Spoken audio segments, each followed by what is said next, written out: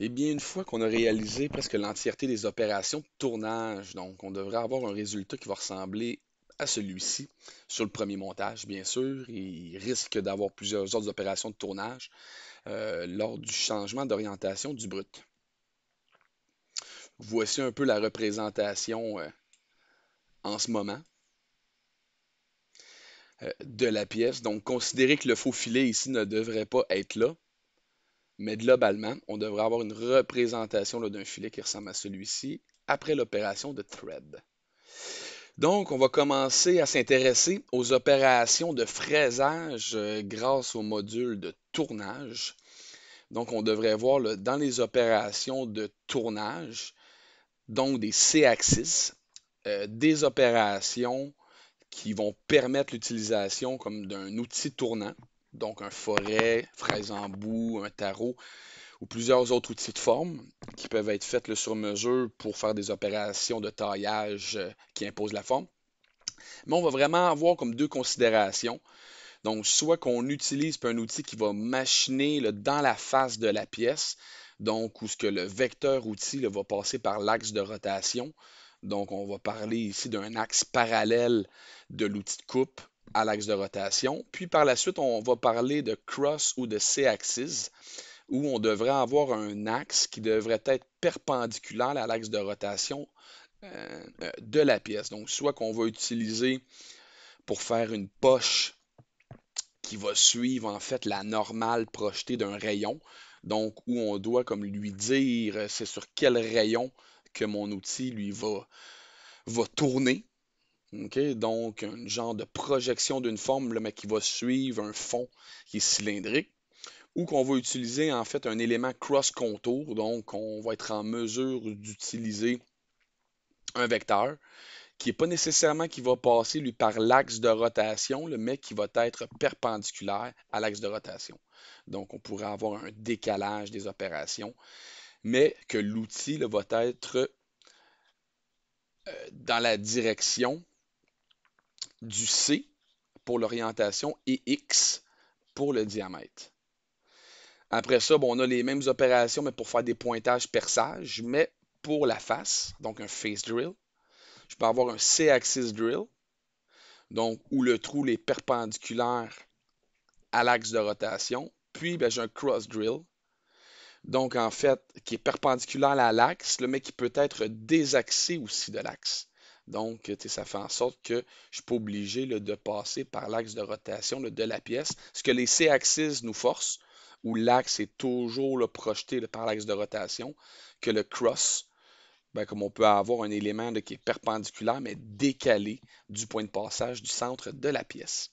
Donc, on va utiliser cette surface-ci pour exécuter en fait une opération de contour. On peut là, par la suite utiliser la forme des dents ici, puis se faire une ligne droite pour faire un mouvement, disons le cross contour ou un C-axis contour. Mais une chose qui est sûre, puis qu'il faut bien comprendre, c'est que le vecteur outil est défini là, automatiquement là, par l'opération. Donc, il faut quand même faire attention sur l'orientation, mais comme avec les C-axis, on a moins de problématiques là, de gestion sur le vecteur outil, puis les substitutions des angles pour les axes de rotation ou en utilisation du vecteur Y sur notre machine. Donc, on va prendre le face contour ici, où on sera en mesure d'utiliser, comme, disons, une géométrie là, comme celle-ci. On pourrait venir prendre une coupe, peut-être que ça serait mieux là, de se faire une géométrie, mais bon, on va aller comme en mode Edge ici. On va essayer de faire en 3D, donc l'intégralité de la sélection du pourtour de la dite pièce. On va vraiment suivre au fur et à mesure. On peut cliquer la petite ligne rouge qui va nous aider. Ça a été supposé être... Je vais tout canceller. Parfait. Ici, je vais prendre le mouvement rouge, le mouvement rouge, le mouvement rouge. Donc, m'assurer que ma chaîne est complète. Je vais faire le tour au complet de la pièce.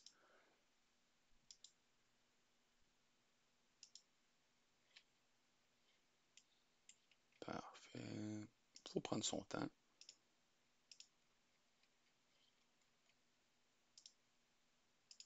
La voici, la voilà. Donc, on va faire un petit zoom. On va toujours prendre la flèche rouge comme ça. Il n'y aura pas de problème. Et on va fermer la loupe.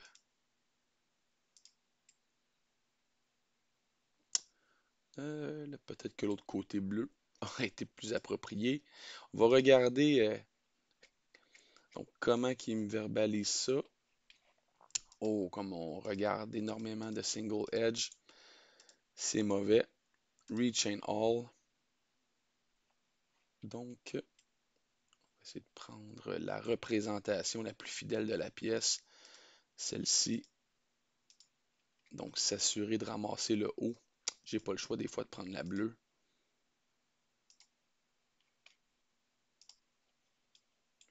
Oui, exactement. Donc, l'orientation des deux types de sélection qui est viable à cet endroit-ci. Donc, il faut monter le monticule.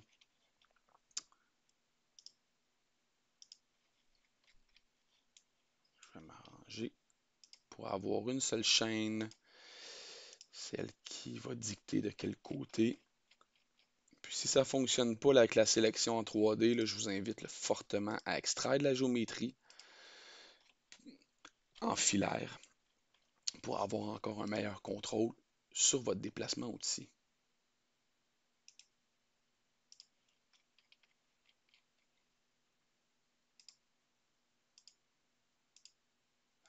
Parfait, ça commence à converger vers la solution unique. Et voilà. Donc, un seul edge, très content. Donc, on va regarder de quel côté qui veut lui présenter ça. OK, donc présentement qu'on ne connaît pas encore le plan, on va pouvoir aller jouer sur les axes combination. Donc, mon C-axis peut être ici. Je vais aller me créer comme un nouvel outil. Donc, je vais sélectionner là, un outil d'une librairie. On va se laisser tenter. Donc, le pourtour, le rayon ici est aux alentours de 8 mm. Donc, 8 mm, c'est un petit peu plus grand qu'un quart. Donc, je vais me laisser tenter par peut-être le 5,16. Donc, les paramètres de couple m'importent peu. Je vais quand même le définir les profondeurs. Donc, j'aimerais ça que mon depth soit ici au moins. Je vais pouvoir faire un petit breakthrough de 50 millièmes. Mon top of stock, je vais quand même lui donner sur la position de l'arc de cercle par rapport à ma géométrie. Je vais donner un feed plane qui est à 100 millièmes au-dessus de la géométrie. Mais je pourrais donner un clairance qui va être par rapport à cette position-ci. Disons plus 125 millièmes pour jouer safe. Posons qu'on va activer les lead-in, lead-out, mais on va essayer de voir ce qui se produit quand que je lui donne ça. Donc, invalid tool plane, select the... Parfait.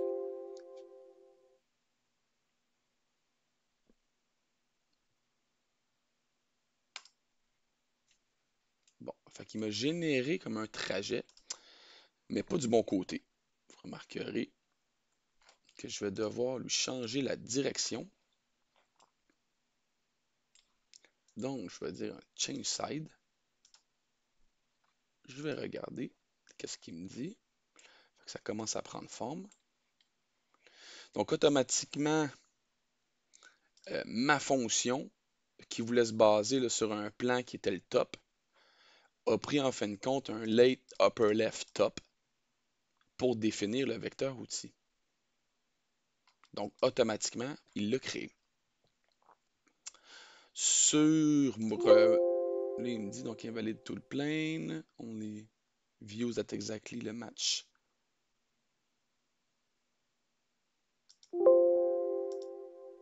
Parfait. Donc, il a reseté ici pour avoir un autre tool plane. Je ne mentirai pas que je vais pouvoir peut-être ramener sur mon late upper left, mes construction et mon tool plane, comme on voit ici. Donc, par défaut, il va pouvoir le prendre. Il va me sortir toujours cette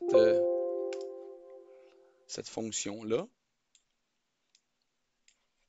Donc, par un backplot, on devrait être en mesure de voir le déplacement. Là, je vais cacher le porte-outil.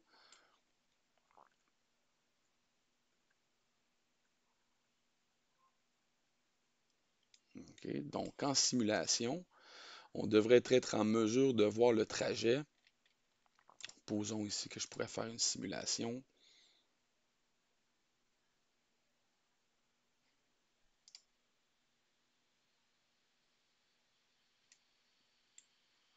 Donc, ici, moi, je peux avoir ma pièce. Je ne vais pas vraiment lui le sauver en STL. Je vais revenir ici en fraisage un peu plus haut. Puis je vais lui demander qu'il me génère mon stock modèle. Donc, à partir du stock plane sur le toolpad group. Donc, m'en servir en fait pour cylindrique.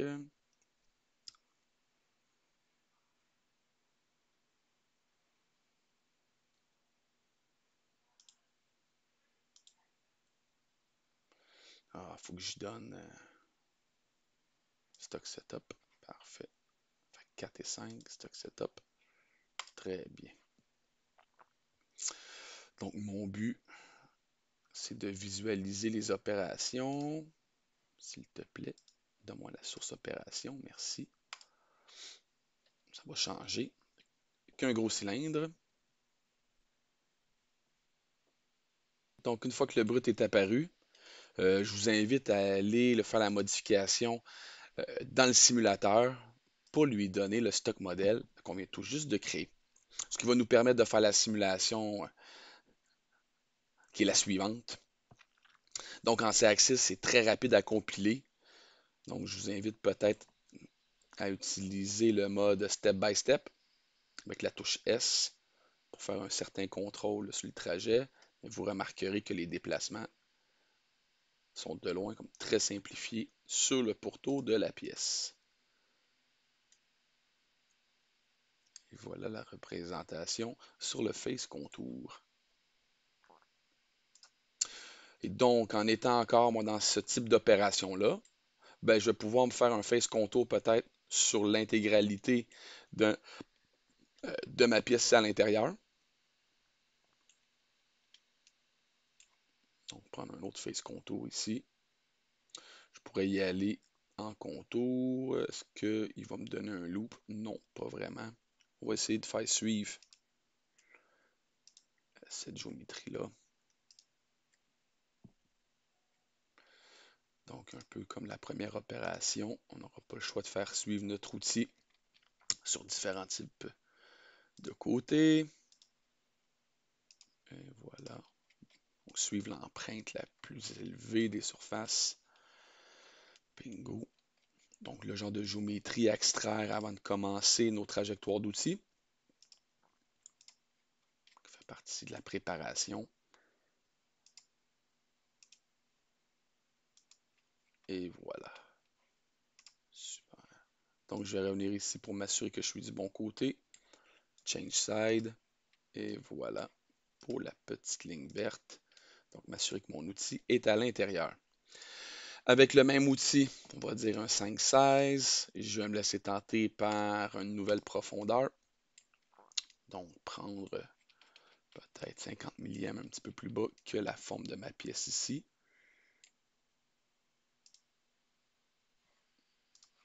On conserve le breakthrough. Puis mon top of stock, lui, va venir ici à cette position-là.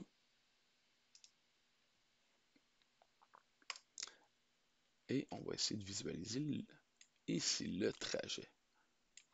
Donc en backplot,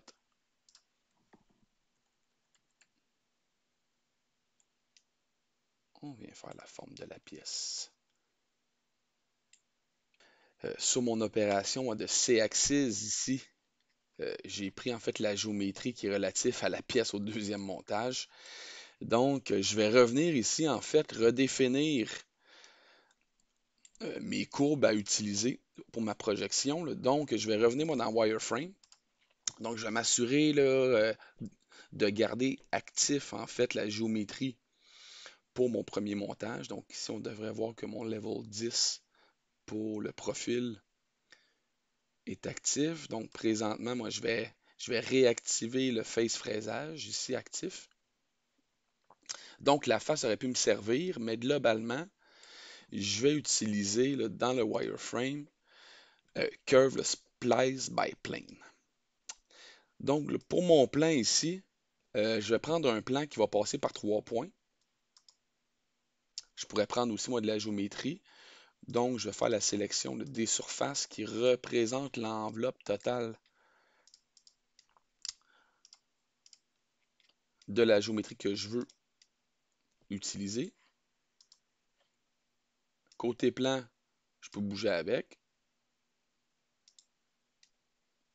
OK. Puis retrouver un point d'intersection qui va passer par la géométrie. Je pourrais faire un End Selection, puis avoir la forme de mes edges qui vont apparaître. Ce qui va me donner de venir remplacer ici, moi, dans ma géométrie. Donc, j'ai cliqué là, sur ma géométrie ici. On va faire un Rechain All. Ici en wireframe. Une loupe complète. Et voilà. Donc, et par la suite, regardez de quel côté est mon outil. Ce qui va me permettre d'avoir un déplacement qui est le plus représentatif de ma géométrie. Donc, je vais m'assurer quand même que mes linking parameters là, sont au bon endroit. Et donc, venir prendre en fonction de ma géométrie. Quoique avec elle du milieu, là, ça change un petit peu. Donc, je vais revenir dans mes linking parameters là, pour redéfinir les vraies profondeurs. Pour pas que mon outil aille trop loin. Donc, c'est ici. Et mon top of stock. Lui, je prendrai pas de chance. On va le mettre ici. Et voilà pour le trajet. Donc, j'ai plusieurs le face contour.